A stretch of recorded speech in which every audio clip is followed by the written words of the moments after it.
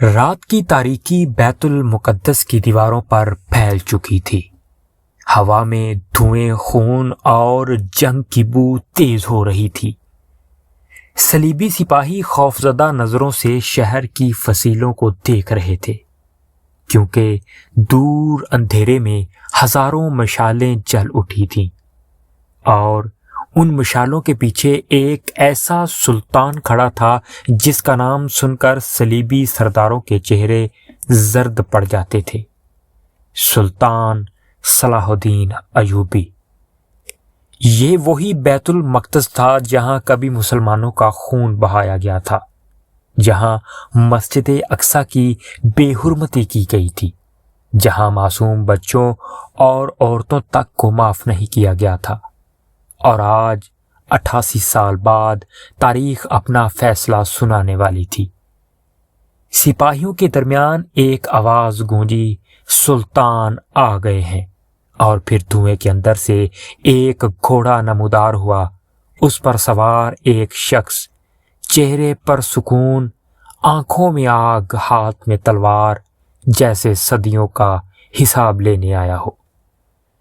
معزز سامعین، اس رات صرف ایک شہر فتح نہیں ہوا تھا، بلکہ مسلمانوں کی عزت، ان کا وقار، ان کے آنسو اور ان کے دلوں کا سکون واپس آنے والا تھا۔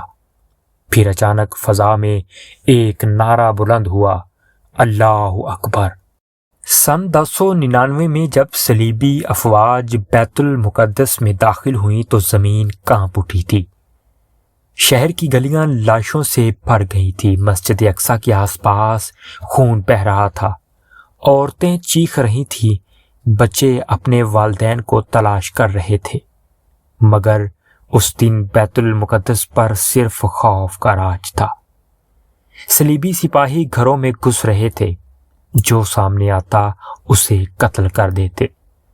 ہزاروں مسلمان چند گھنٹوں میں شہید کر دیے گئے۔ تاریخ لکھنے والوں نے یہاں تک لکھا کہ گلیوں میں خون گھوڑوں کے ٹخنوں تک پہنچ گیا تھا۔ مسجد اقصیٰ مسلمانوں کے دلوں کی دھڑکن دشمن کے قبضے میں جا چکی تھی، اور پوری امت مسلمہ غم اور بے بسی میں ڈوب گئی تھی۔ سال گزرتے گئے، 1 سال، 10 سال، 20 سال، 30 سال، مگر بیت المقدس آزاد نہ ہو سکا۔ مسلمان حکمران آپس میں لڑتے رہے، سلطنتیں بٹتی رہیں اور صلیبی طاقتور ہوتے گئے۔ ایسا لگنے لگا جیسے بیت المقدس اب ہمیشہ کے لیے کھو گیا ہو، جیسے مسجد اقصیٰ کی اذان اب کبھی واپس نہ آئے گی۔ لیکن تاریخ ہمیشہ خاموش نہیں رہتی۔ کبھی کبھی اندھیروں میں ایک ایسا چراغ جلتا ہے جو پوری دنیا کا رخ بدل دیتا ہے۔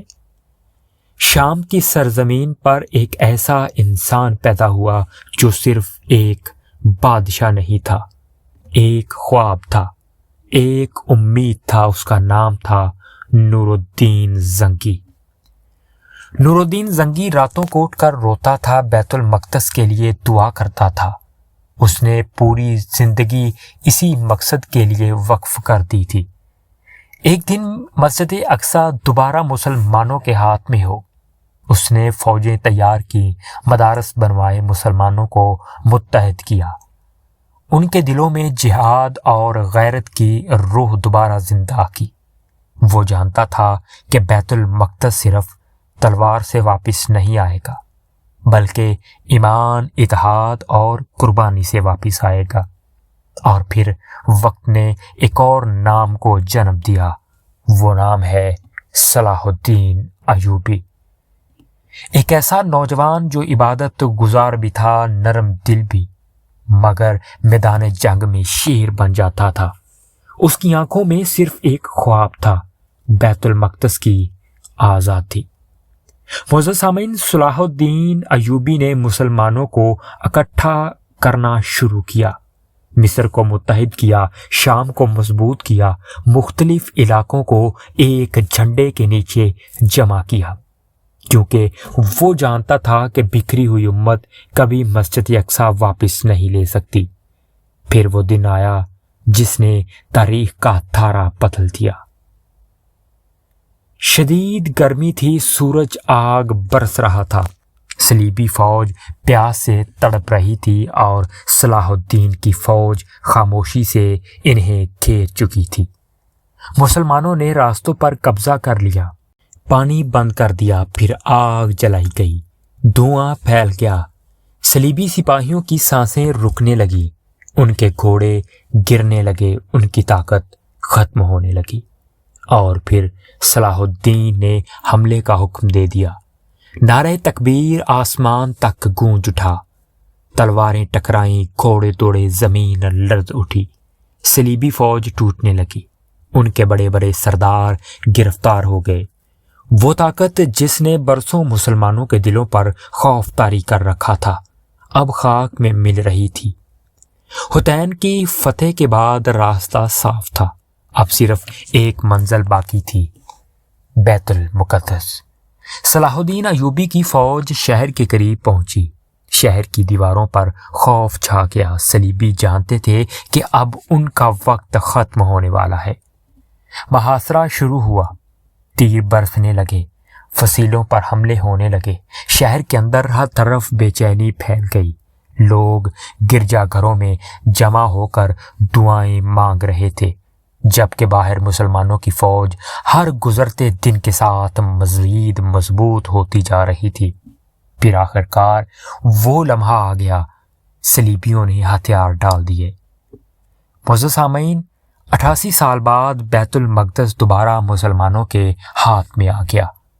جب صلاح الدین ایوبی شہر میں داخل ہوا تو لوگوں کے دل خوف سے بھر گئے، انہیں لگا شاید آج قتل عام ہوگا، شاید آج انتقام لیا جائے گا، کیونکہ جب صلیبی آئے تھے تو انہوں نے مسلمانوں پر ظلم کی انتہا کر دی تھی، لیکن صلاح الدین ایوبی نے تاریخ بدل دی۔ اس نے اعلان کیا کہ کسی بے گناہ کو قتل نہیں کیا جائے گا، عورتوں اور بچوں کو تحفظ دیا جائے گا، اور جو جانا چاہے اسے جانے دیا جائے گا۔ یہ وہ لمحہ تھا جب دشمن بھی صلاح الدین کے کردار کے سامنے جھک گئے۔ پھر مسجد اقصیٰ کو صاف کیا گیا، دیواروں سے گندگی ہٹائی گئی، قلین بچھائے گئے، اور برسوں بعد ایک بار پھر اذان کی آواز فضا میں بلند ہوئی، اللہ اکبر، اللہ اکبر۔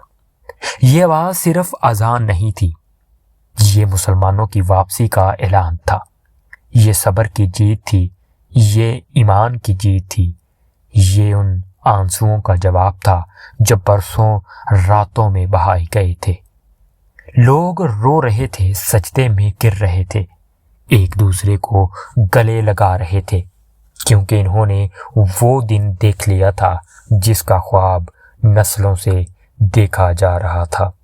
اور آج بھی جب تاریخ صلاح الدین ایوبی کا نام لیتی ہے تو عزت سے سر جھکا دیتی ہے، کیونکہ کچھ لوگ صرف سلطنتیں نہیں جیتتے، وہ دل جیتتے ہیں، اور صلاح الدین ایوبی انہی لوگوں میں سے ایک تھا۔